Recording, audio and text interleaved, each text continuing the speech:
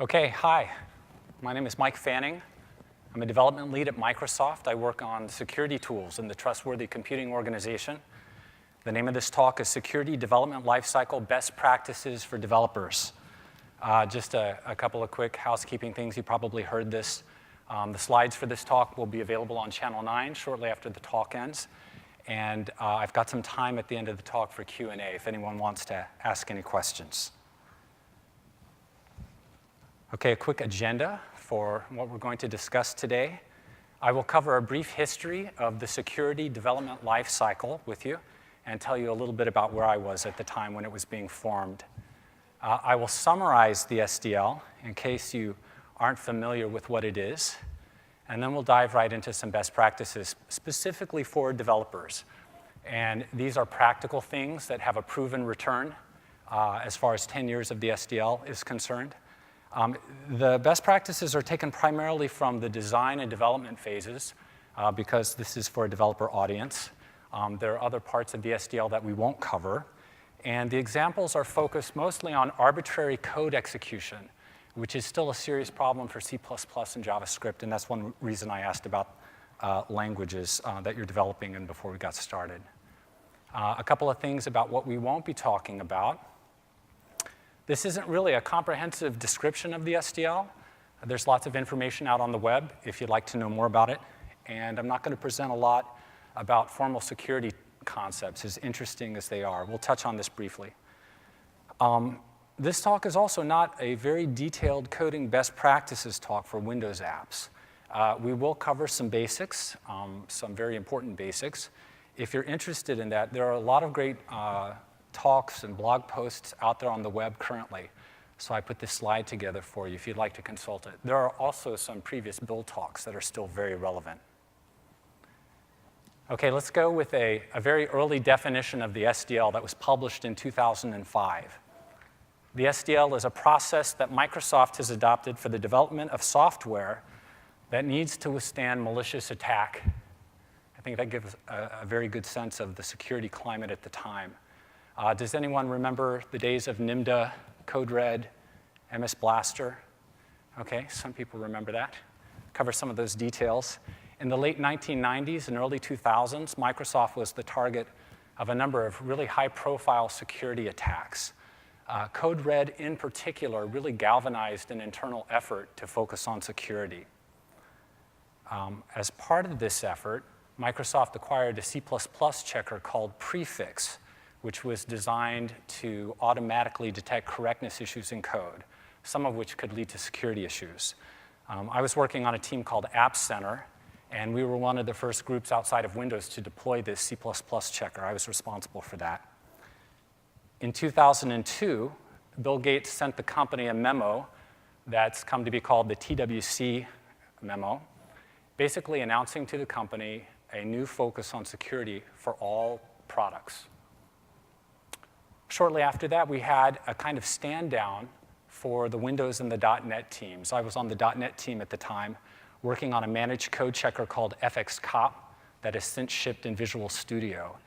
And basically what we did is the entire engineering structure stopped what they were doing, and we all focused on security. We reviewed code, we looked at design, had a lot of discussion, did a lot of education and training.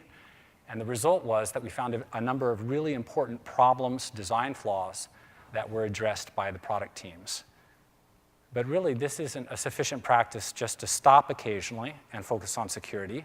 So in 2004, the SDL was first proposed as a requirement for the company, and it consisted of an ongoing process, a set of rules, procedures across all disciplines that every Microsoft product was expected to follow.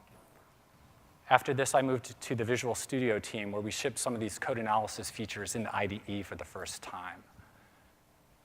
If you're interested in knowing more about the early days of the SDL, I encourage you to check out this talk, Life in the Digital Crosshairs. It's really a fascinating account, behind-the-scenes account from people who lived through the day. Lots of great details about how the SDL came to be and what it was like to really be in the trenches fighting these security wars.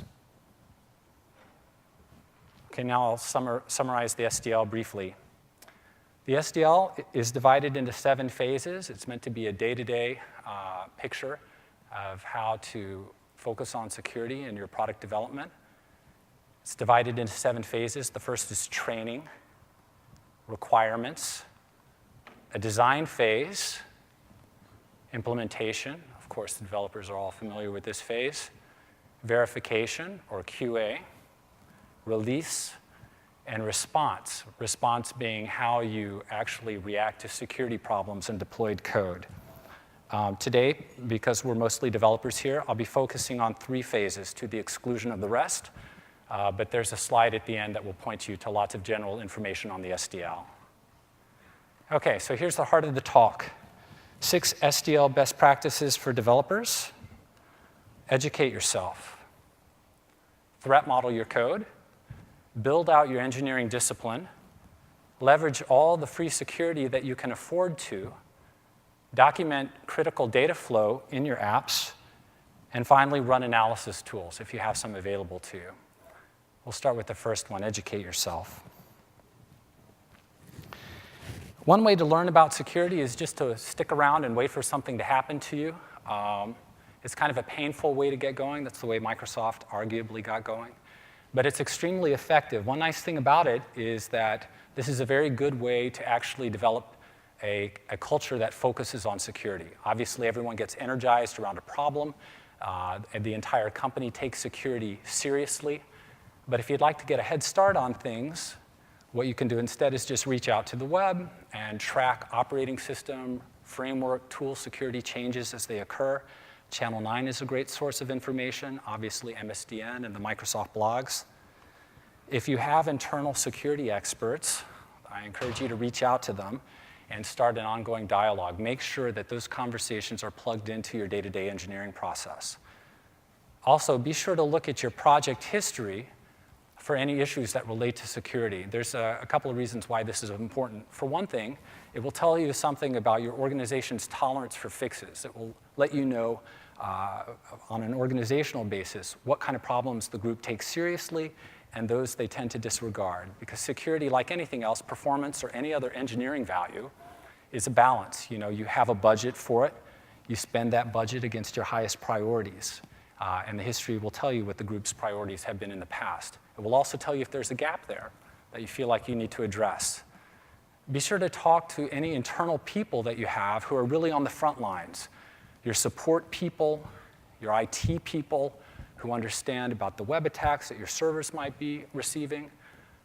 Sometimes the development teams can get a little isolated from these people who have really good and relevant information. If your organization offers security training, be sure to take it. If your organization does not, perhaps you could suggest that you implement some sort of training program. And finally, if you're able to outsource any sort of security effort, like a penetration test of your system, that can be a very good way to get started in security. Make sure that report gets passed around to the group. You'll get a totally different mindset into your application, and you'll get a very good idea of what the experts are out there looking for. If anyone out there is the kind of person that likes to have a theoretical grounding in a new topic, I highly recommend that you search the web for Saltzer and Schroeder's security principles. I'll just throw them up here for you to take a quick look. We're not going to dig into any details here, but basically these are 10 concepts that were first published in 1974, and they provide the basics of a thinking framework for security.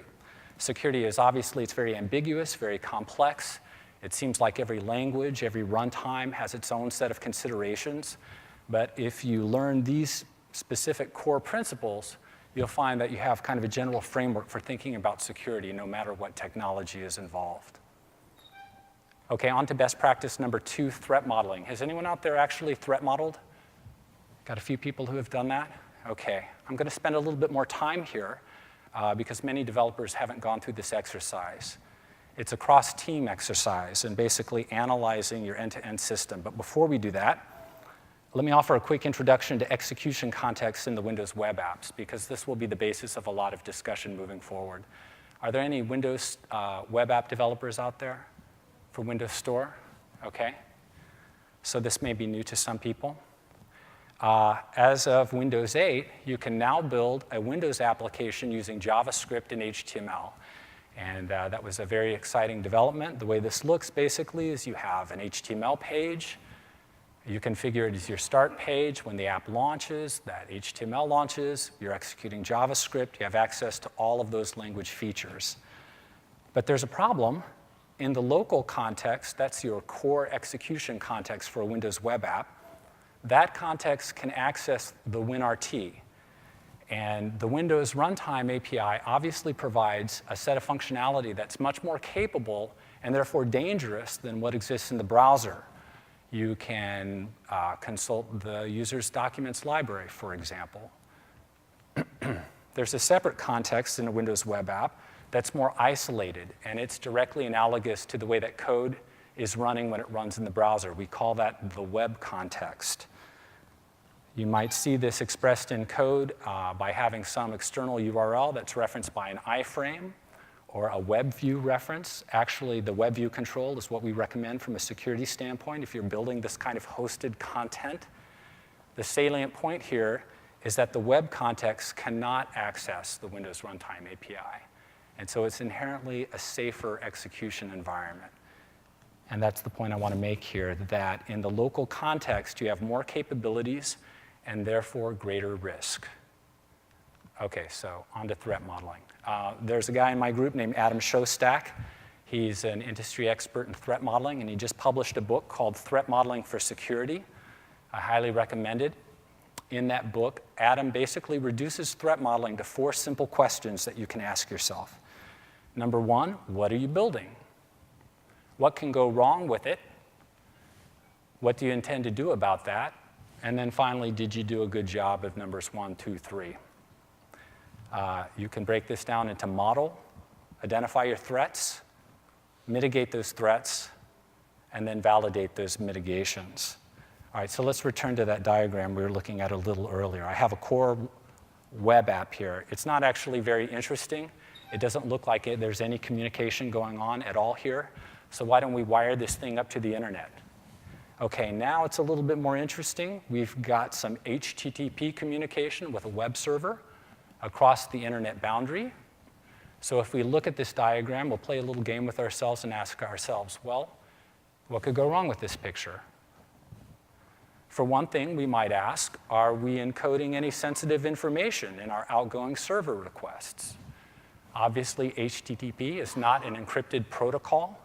So if you're burning a username and password into some outgoing request, that's a bad idea, because it probably could be sniffed under some circumstances.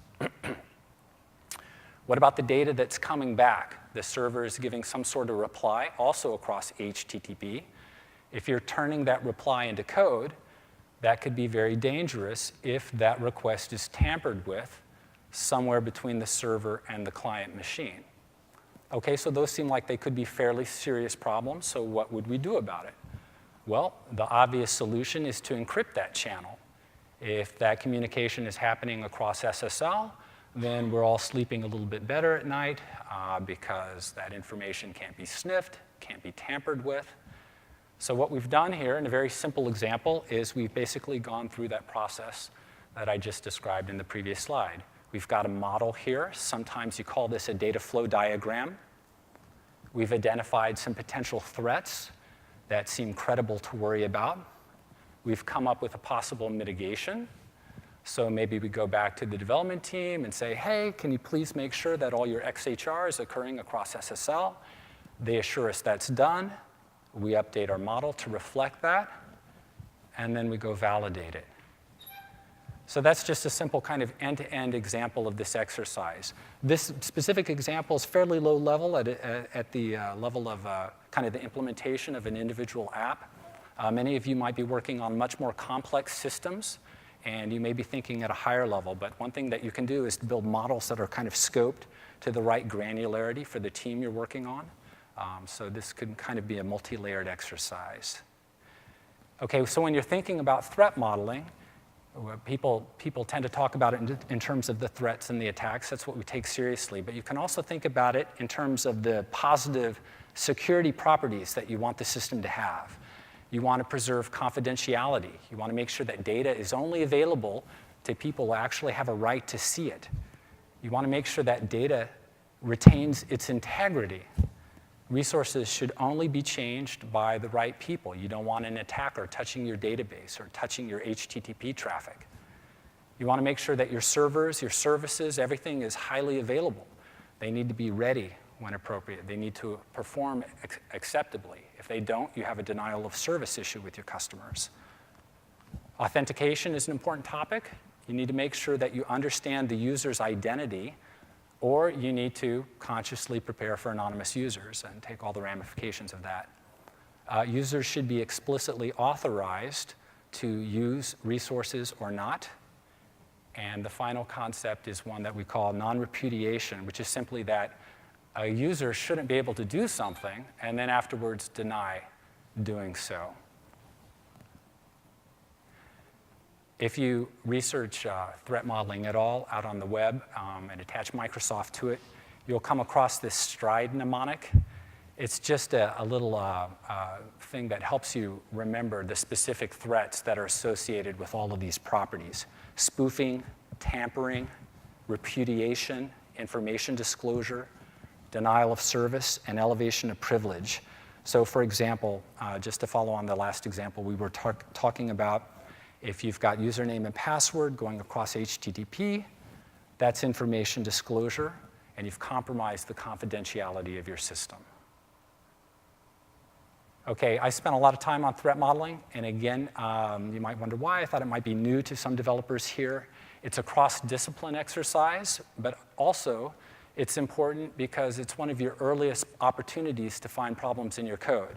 I think it's fairly established conventional wisdom that the earlier you find a problem, the lower the costs to fix. But there's something else going on. I think for most developers, we have trouble sometimes seeing the forest for the trees. So we're responsible for building very specific pieces of the system. We want to do a good job with it. We want that code to be performant, to be reliable. And it can be difficult to kind of get the mental energy and the project cycles to step back and to figure out, well, what does our piece look like in the broader system? And what are our responsibilities for the broader system? I thought a lot about why the security mindset can be hard for developers. Obviously, we're all really busy. But I've come to think that many developers were trained to react to quality issues. I mean, there's an overabundance of them. They're flying at us constantly. We're not really trained to sit back and to think about them in advance. I think that most developers have an inside-out mental model of the code. If you have a junior developer on your team, that person's probably bug fixing, and maybe they're developing their code understanding on the level of a class or even a function. And then over time, they start to build out a mental model of the broader system. If you threat model together as a team, that can be a way of creating a top-down view of your system. That's certainly the way that attackers think. And finally, this can be deeply unsettling to developers, I think. Security is inherently an exercise in discernment. You have incomplete information. You're balancing code and technical risks against business risks. You have to make a nuanced judgment. And that's not an attractive proposition for many developers who want a very precise answer. So best practice number 3 is kind of nice because it's something that you don't have to think about. We should all build out our engineering discipline. So I sometimes go back and forth with some of my buddies at work about whether or not this is really a security practice. And I would argue that it is for 2 common sense reasons. Number 1, if you have a haphazard, inconsistent engineering process, then you're going to do a haphazard and inconsistent job when you turn your attention to security. That's just common sense. Has anyone out there been tracking any of the kind of high-profile vulnerabilities, security vulnerabilities that have occurred in open source projects out there? No? Okay.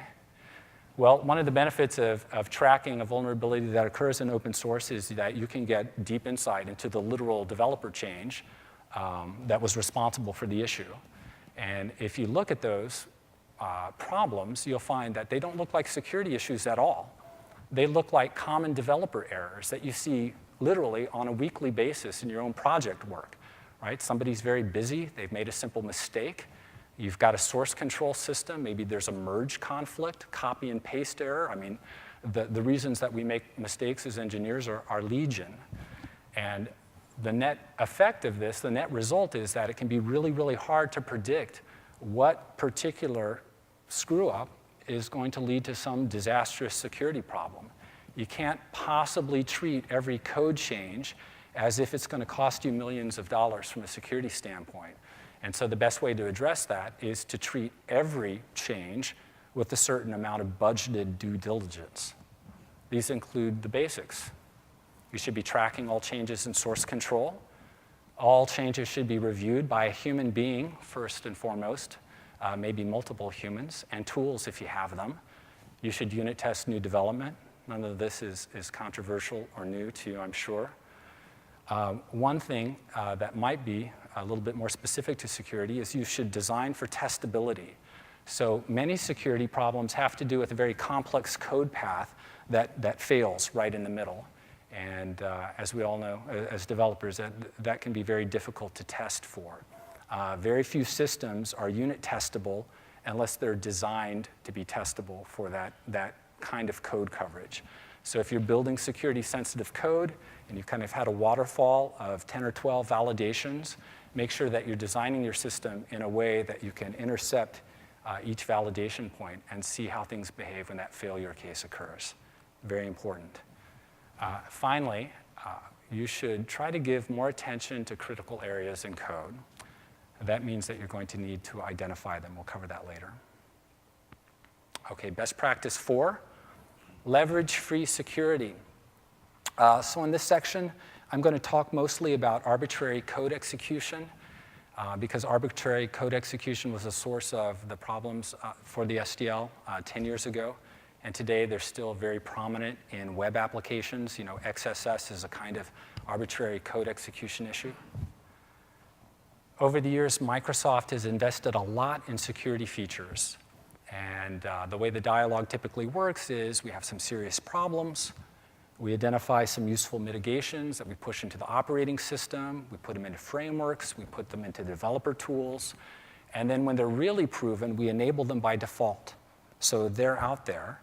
And it's a best practice to make sure that you leave them in place. So if you come across any friction in your development process that seems related to some sort of security failsafe, you should really pay attention to it. Because balancing this, obviously, Microsoft really wants developers to build applications as easily and quickly as possible. We don't thoughtlessly tend to introduce, speed bumps into the engineering process. So if you run across one, pay attention to it and don't disable the defaults. So I've got several examples that we'll dig into in detail. For example, the default compiler linker settings help minimize exploitable memory corruption issues. So at the heart of nearly every security problem in the 90s and 2000s that Microsoft dealt with was a simple coding error, a buffer overrun. VS today will flag use of insecure API that tend to lead to these buffer overruns. And then I'll talk a little bit about the fact that script injection is disabled by default in Windows Web App local context. That's the JavaScript moral equivalent of a buffer overrun. Nothing's free, unfortunately, even a fail-safe security default. People need to be aware that they're out there. If you don't know that the guardrails exist, somebody won't have the insight like, oh, hey, this guardrail has been taken down. Or if you bump into it, you might not know exactly what's happening. You need to be careful about your code that you're migrating, any legacy code that you have. And when you update to a more recent version of Visual Studio, are you enabling the new security defaults that have come with the latest version or not? Be sure to watch out for your dependencies, obviously. They're as much a part of your attack surface area as your actual code. But most painfully, I think, on an engineering team, developers who need to dial back the security that's built in need to treat each one of those cases on an individual basis. And you really need to resist the temptation to do the expedient thing and disable that protection globally. So here's a very common thing. Let's talk about memory corruption issues first. Sorry. OK, so we're going to do a quick breakdown here of what a native memory corruption issue looks like. The first piece that you need is some sort of coding mistake that a developer's made. Typically, you've got a char buffer, and you're simply trying to move the contents of one char buffer into another. You've made a mistake. Now the buffer can be overrun, assuming that an attacker can get some untrusted data to that coding error. What happens next is that the return address on the stack is overwritten. What that means is when the currently executing function returns, it can jump into an address that's controlled by the attacker. And now the attack tends to go in one of two ways. Either that return address points to a data buffer that the attacker has control over that contains arbitrary code, or the attacker has identified some important functionality that exists in the app, maybe that grants some super user privileges, and jumps into that code. Either way, you could be in trouble. So over time, Microsoft has developed security features that address each of these layers. For example, we have the code analysis features in Visual Studio that are targeted on buffer overrun detection. VS will flag banned API that tend to be a source of these kinds of memory corruption problems. There is a compiler check that will raise an exception if it looks like code has overwritten the stack. There's a linker switch that will prevent a malicious actor from treating a data buffer as code. That is against the rules now. And finally, there's a feature called ASLR, and that is just it's a feature where the linker kind of shakes your memory addresses. It randomizes them, so it makes it much more difficult for an attacker to predict what code will be at a specific memory address. All of those are defaults in the system currently. Okay, so here's a quick demo of what this will look like. This is a data execution prevention demo. If you look at this code, maybe anyone want to take a guess what's going to happen here? It's a little bit inscrutable. We have a data buffer. It's got a bunch of hex numbers written to it. And the code example is a little bit contrived. We're just going to cast that data buffer to a function pointer and dereference it. So we're basically going to treat that char array as if it were code. Let's see what happens. We're in the IDE. We run the code. The app comes up. And calc.exe got launched. So that's very benign demonstration. That's hardly a malicious thing to do, I think. But you could imagine that you could insert absolutely any execution whatsoever into that buffer. An attacker could overwrite the registry, create an admin account. It could consult a web server for a latest version of an attack. It could download bits to the user machine. It could exfiltrate data, literally anything at all. This kind of pattern is how some of the most famous worms that have dominated the news over the last few decades have operated. They basically insert a payload that self-replicates. They start looking for other machines on the network, and they can proliferate very quickly.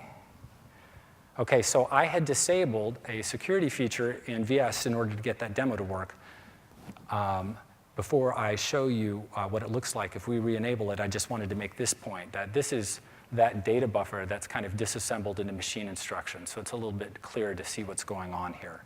We're pushing calc.exe on the stack and another argument that winexec expects, and then we're pushing the winexec address onto the stack, and then we'll call right into it. Okay, so if we go back to this code, let's go ahead and restore that security default. Pull up the properties pane for this project.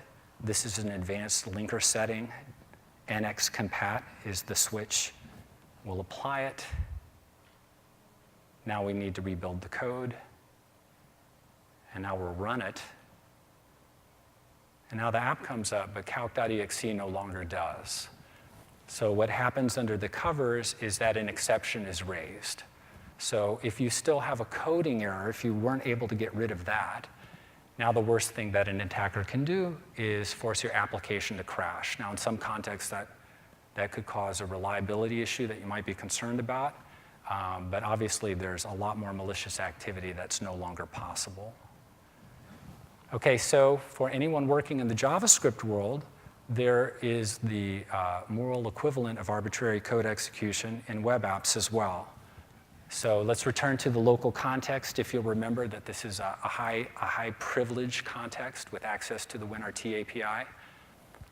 And so, by design, in the Windows 8 timeframe, the Windows 8 designers decided that they needed to disable script injection in the local context. What that means is when you're dynamically constructing a web page, you can't add arbitrary JavaScript to it in a way that it executes when it's added to the document, because it's simply regarded as too dangerous. You know, JavaScript, obviously, it's a dynamic language. It's in the business, the very business of turning text into code. So it's hardly fair to disable these features altogether. But it's also incredibly hard to make sure that you've gotten it right, to be 100% sure that no untrusted data is contributing to the page that you're creating. And so by default, it's not available. What that means is you can't embed JavaScript URIs in your code in an attribute handler, for example. You can't reference external JavaScript code. You can imagine what that would look like. You download a store app. It runs on a customer's machine. Now a malicious actor has changed the JavaScript on the server, and now the app doesn't do at all what you thought it was going to do. And then I mentioned this already, there's no implicit script construction. So if you're building up a web page, you're setting inner HTML on an element. If that action would result in the execution of any JavaScript, you will get an exception at runtime. So as is typical, when we introduce a failsafe like this, there's always a bypass. So there are several of them, as a matter of fact. You can still call eval or exec script. And there's also a new bypass called exec unsafe local function. And what that function does is it opens up a scope of execution that disables script filtering.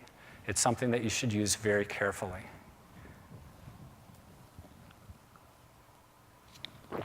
Okay, here's an example that we've seen happen internally quite a number of times, so I just want to warn about it. You've got a new development team. They're very excited to build a Windows web app. And so they're building up their web page, and now they come across a security failsafe. They've got a little bit of friction at runtime. They don't understand it. Visual Studio has thrown up a quite verbose exception dialog. It's got great information, but you know what? Too long, didn't read. I'm under the gun. So I'll go ask the internet for a little bit of information about this. Out on the internet, I find some helpful early adopter who points out, hey, that you can easily bypass this script injection filtering. And they've even been so generous as to contribute a code pattern that you can cut and paste into your own code. And there you go. Now a very important failsafe has been disabled entirely. If you take a look at the way this looks, you've got inner HTML that can accept active content, but that's now wrapped in this exec unsafe local function scope, which means that that security failsafe is no longer there. If you take a look at the name of this API, it was clearly intended to be a global helper. That's very bad. And if somebody introduced this code pattern into a third-party framework and you're not even really aware that a developer has done so, you might think that you're operating with all these security protections that you simply aren't. So here's what it might look like if you had to disable this script injection filtering in a thoughtful way on a case-by-case basis. If you take a look at this code, you'll see that the pattern is very similar. We have exec unsafe local function again. We're setting HTML to the inner HTML property. However, if you take a look at the name of this helper, it's obviously a bit more specific. It's not intended to be a global replacement for inner HTML. And most importantly, we have a very detailed comment from a developer who very precisely describes why we have to do this. Let's say that you have a server. It's returning this active content. It's literally required to get the page to work. But that communication channel is encrypted, so we're not as worried. It's only an issue if the server has been owned. That's a lot less likely than having somebody sniffing your traffic. We have date and contact information in here. So basically, we have all the context we need to maintain and support this code if somebody looks at it later in context of some sort of security breach. But far and away, before you thoughtfully disable the global protections, the first thing you want to ask yourself is, do you need to do that at all? So the best way to handle this situation is to build up your page content statically. It's a little bit more work, but it's by far the safest thing to do. I've got a demo of this here. We'll take a look at this. This video is a little blurry. Okay, so I built a very simple web app. It doesn't really do anything. I'll type a few values in this input field. Hello, world. This is a somewhat contrived example, but you could imagine the input field here, it's just a surrogate for untrusted content. Maybe you retrieve this across XHR, across a web server. You know, it's some sort of playlist history or something. So these simple text values are doing just fine. We see them on the page. What happens if we actually have a malicious payload that's added there? Okay, now something very different has happened. The attacker has clearly gotten enough execution rights to throw up a message box to us with arbitrary content there. That, again, is a pretty benign attack. They could have silently exfiltrated all the pictures from my pictures library if I had that capability declared. They could have scanned the credentials vault looking for little secrets that this app might have persisted to disk, any number of things. If we take a look at the code, we clearly see the problem. That log HTML is basically untrusted, and we're setting it to the inner HTML property, which we know can actually result in code execution. The developer has wrapped it in exec unsafe local function, which has defeated the script injection filtering. And the developer has left a little code comment here for us. That's good. And what's also good is that if we read it, we can clearly determine that the developer probably didn't have a good sense of what was going on, ran into a little trouble. This seemed to fix it. Okay. So now we know that it's probably pretty safe for us to fix this issue. Before we do that, I thought it might be interesting to take a look at this payload.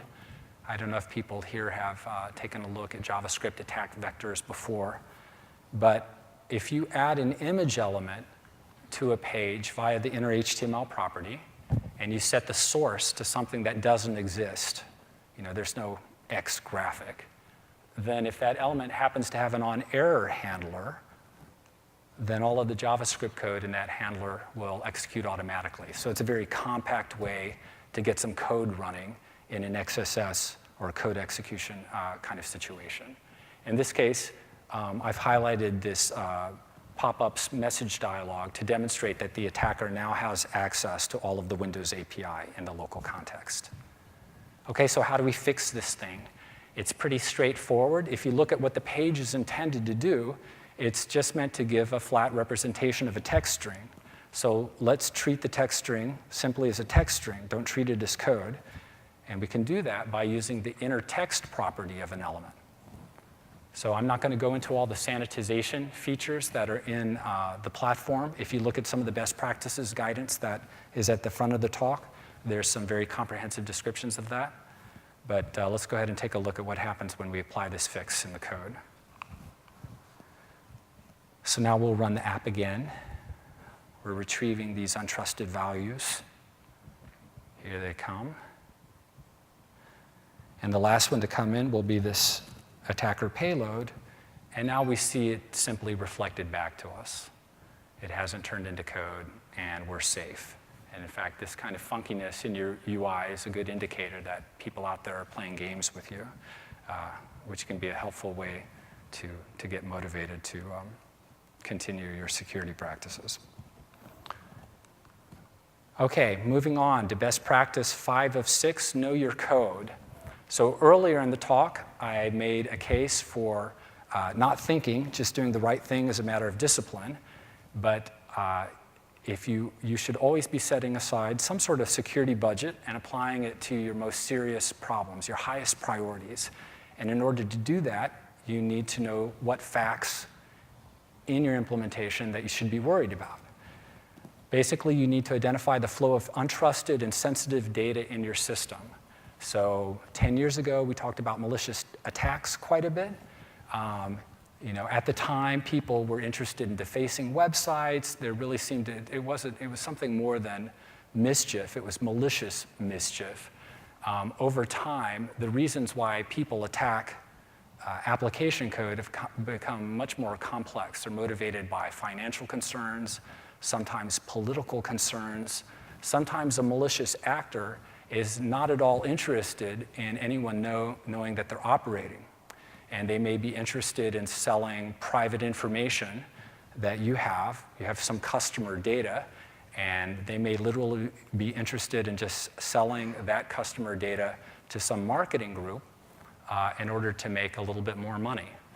But they have a vested interest in flying under the radar, not disrupting your application flow at all. So it's not just a matter of looking for crashes, fuzzing your code, whatever techniques that you have in mind, but it's also a matter of being cognizant of the really important sensitive data that you're protecting and making sure that it stays under lock and key. I highly recommend that everyone document all security-sensitive code paths in your source code. If you take that cost to write it down a single time, every developer will see that information, maintaining it forevermore moving forward. It's very important. And don't just talk about the data flow paths. Really document your intent and the reason why you made the decisions that you did. You don't fix everything. In some cases, you're making these assumptions that you have some security protection elsewhere. Document that. You need to basically localize as much security context as possible to the relevant code. If you have time, try to create models of the implementation itself. This can be a little bit harder to clear time for. It's an excellent practice, but we're all under the gun. And be sure to watch out for dependencies and keep an eye particularly on your legacy components. If you're not putting security energy into a binary, into a piece of your system, it may be falling behind. It's out of sync with the rest of your code, so it's literally, rotting there. I often worry about checked-in binaries. So if you have any components that are literally just checked into your source tree, you're not even sure if they build anymore. Now you're 2 compiler versions away from the version that was used to build that component. If you have a security issue in that component, then all of a sudden you face these unexpected costs just to get the code building, much less to fix the problem. So keep an eye on things. If you're building a Windows web app, there could be a number of new untrusted inputs into your system that you're not aware of. For example, does your web app support the sharing contract or search? Does it implement a custom protocol handler? Does it register to open files by extension? Maybe it's using WebSockets API or some of the built-in RSS API. So you should be aware of all those things and make sure they're clearly documented. One thing that can help out with that is the Visual Studio code discovery features. These are really invaluable. Every language has very advanced file search capabilities. If you're a C# developer, you have access to some really amazing go-to-definition, find all references features that are absolutely essential. And in the higher end of Visual Studio SKUs, we've got a code map feature. These are some nice visualizations that are tightly coupled with the rest of the search features. Okay, here's our final best practice. I don't have a lot of detail on this because these features are very well established in Visual Studio. There's lots of good information on the web. Basically, you should run all the analysis tools that you have access to. Microsoft has several good ones. There are many other good ones out there as well. In Visual Studio, if you right-click your project and look at the Properties pane, you'll see a Code Analysis tab there. You can enable code analysis to occur on every build, or it can be done on demand or as part of your nightly build, part of a gated check-in system. They are configured out of the box with what we consider to be the most essential core analysis that you should run. You need to be thoughtful about the new analysis that you enable because it does come at a cost, obviously, to engineering teams. If you click that button, you go into a UI where you can customize your settings. You can enable new analysis, disable checks that you don't like or that you regard as noisy. You can also set them to provoke a build break by setting the warning setting there to error instead. Make sure and leave all the security checks enabled. Okay, here's some resources on the web for code analysis. Is there anyone out there who's building what they think of as a really critical native component that's part of their security chain? No? Okay. If you are, you want to pay attention to this SAL annotations feature. So the source code annotation language is an annotation scheme that allows you to decorate the arguments that are passed into security-sensitive or reliability-sensitive API. And those annotations very precisely describe the behavior of that code, the implementation of that function. It can tell you something like, oh, this argument is a count of a buffer, and this is the buffer. And what that does basically, it takes the code analysis feature and it customizes it for your code, makes it much more powerful. So if you have a critical native component, you should take a look at this information.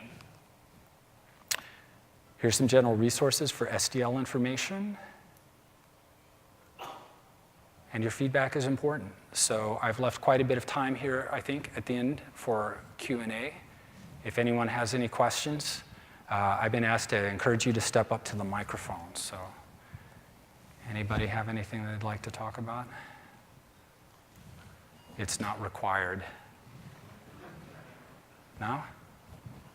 Okay, well, I'll be hanging around if you want to just come up and say hi and ask me anything. Thank you.